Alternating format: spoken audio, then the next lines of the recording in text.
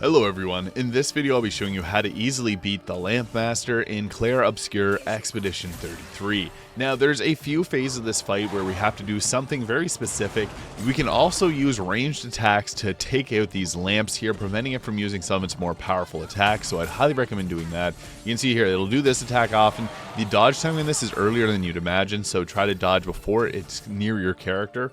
Now, CL is going to be the most important character to bring here because she can regenerate action points really quickly. You can see there she now already has 9 action points.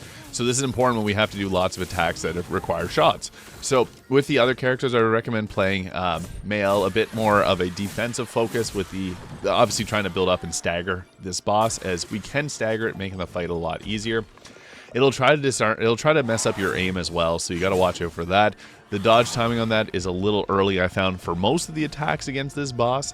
And once we get into the second phase, we want to have our action points built up because we're actually going to have to attack it in a specific order. So you can see there, dodging a little bit earlier is going to work out best in these attacks here, so you can get that perfect dodge off. Now we're just going to go ahead and shoot out all these lamps here. They do a bit of damage to the target as well, so I'd recommend having CL with the burning attacks there, so you can stack up burn, so that we can get a Mael into her Virtuoso stance. So focus foretell, being able to stack up the cards, really nice. We have 20 stacks there, so our next attack is going to do a ton of damage. And for Mael, it's just about getting her into her Virtuoso stance there, as you can see.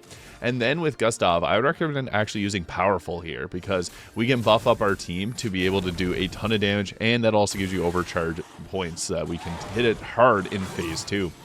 You're going to see here, CL is going to do a ton of damage with her attacks. I just burnt off those and then used the Twilight Slash to finish off. And this hits really hard, especially with 20 cards on there. 7,796 damage. That is crazy. Took out most of the health bar, so we want to try and stack that up as much as possible. And then we have Mael here with her Swift Stride, or even the Furioso Flurry attack here, which hits extremely hard.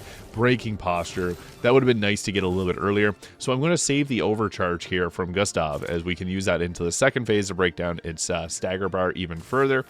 So just going with whatever attacks you got there, we can apply the mark, and this is phase 1 down. Now into phase 2, it has some new attacks for us, and it has some new mechanics that we got to work on. So the dodges for this are early again. I found that for all phases of this fight, the dodge time is earlier than you would imagine. I missed it there a couple times, but I also have the Pixo that gives her action point regeneration when she gets hit.